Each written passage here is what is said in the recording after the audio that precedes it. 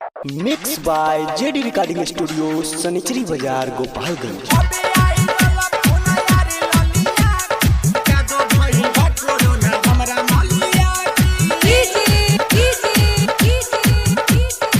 Presented by A Film. Aslam बाबू, असलम बाबू, असलम बाबू, असलम बाबू, असलम बाबू। मारनपुर, मारनपुर, मारनपुर,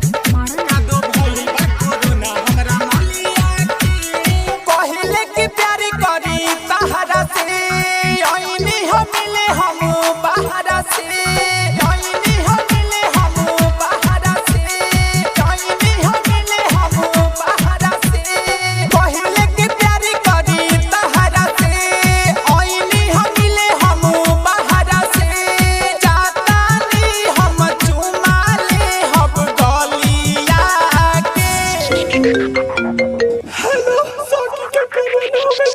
अरे बाप रे का कोतर हो का भैया अबे आई गल फोन यारी ललिया के कादो भइल बा कोरोना हमरा मलिया के अबे आई गल फोन यारी ललिया के कादो भइल बा कोरोना हमरा मलिया के कादो भइल बा कोरोना हमरा। आप सुन रहे हैं अजय पटेल की धमाकेदार प्रस्तुति।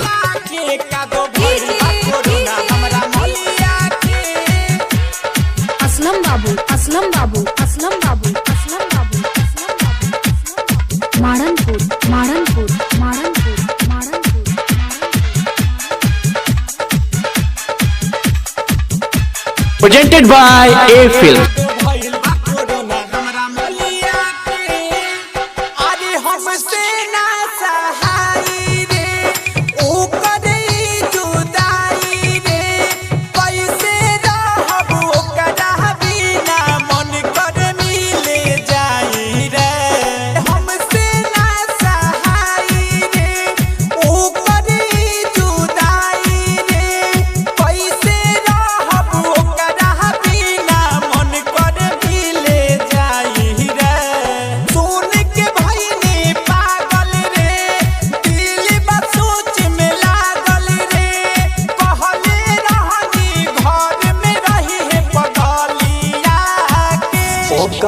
सोच में पड़ल बनी वो चुमो लेहला पर 15 दिन के क्वारंटाइन होता।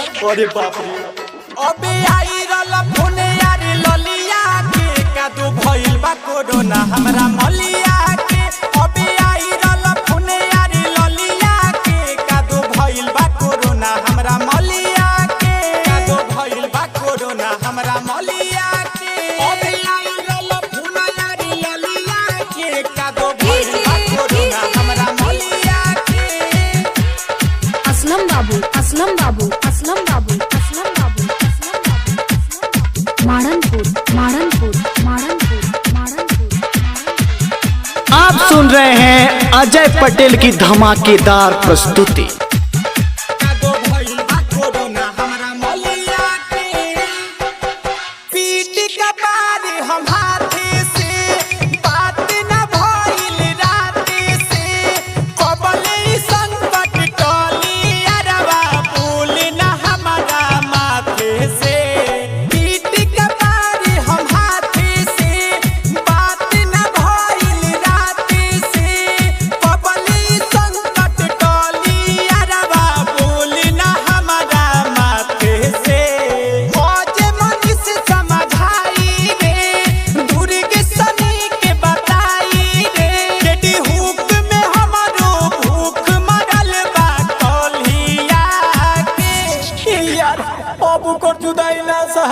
साल पर बाहर से आइल बनी अरे दादा हम सह जाए तो अबे आई रल फोन यारी ललिया के कादो भइल बा कोरोना हमरा मलिया के अबे आई रल फोन यारी ललिया के कादो भइल बा कोरोना हमरा मलिया के।